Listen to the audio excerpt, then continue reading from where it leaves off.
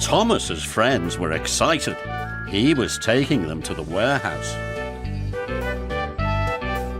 Jack couldn't wait to get to work. "Hurry, Thomas," he called.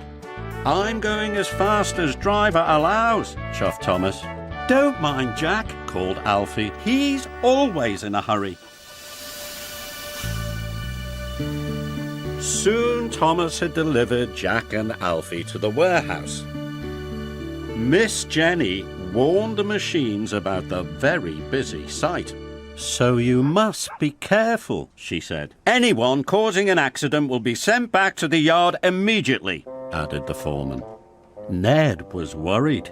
He sometimes caused accidents. He didn't want to be sent back to the yard. "Don't worry," said his banksman. "I'll make sure you don't back into anything." Most of the machines were working very carefully.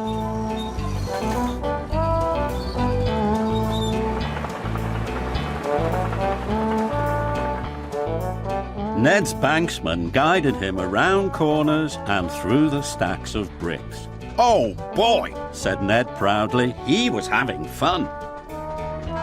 Jack was having fun too, but he wasn't being careful at all. "Slow down, Jack," Kelly boomed. "You'll have an accident." "Not me," Jack shouted cheerfully.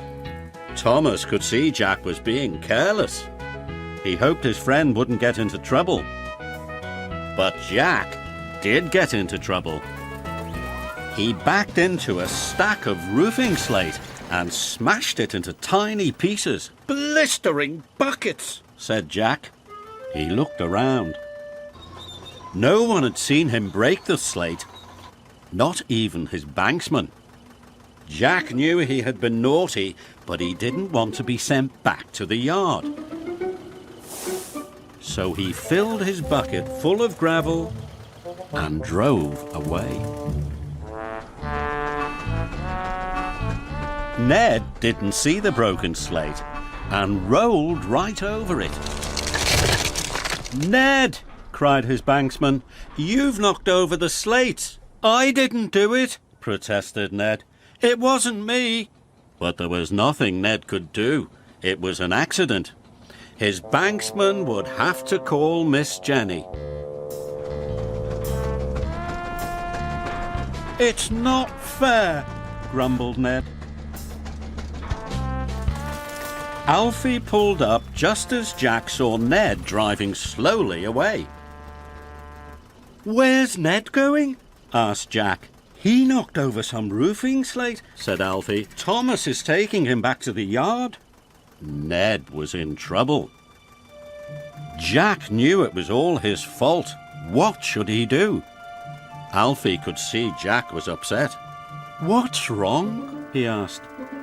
But Jack didn't answer. He raced off without a word. "Wait!" Jack shouted. "Wait, Miss Jenny!" called Jack out of breath. "Ned didn't break the slate, I did."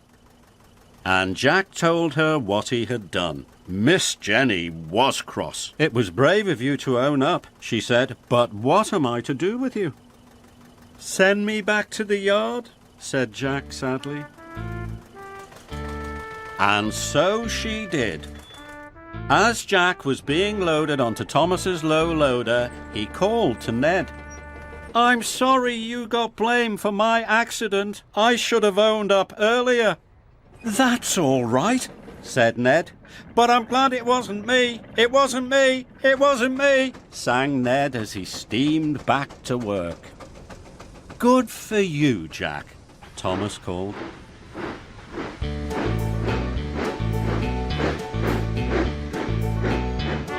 All the way to the yard, Jack felt good.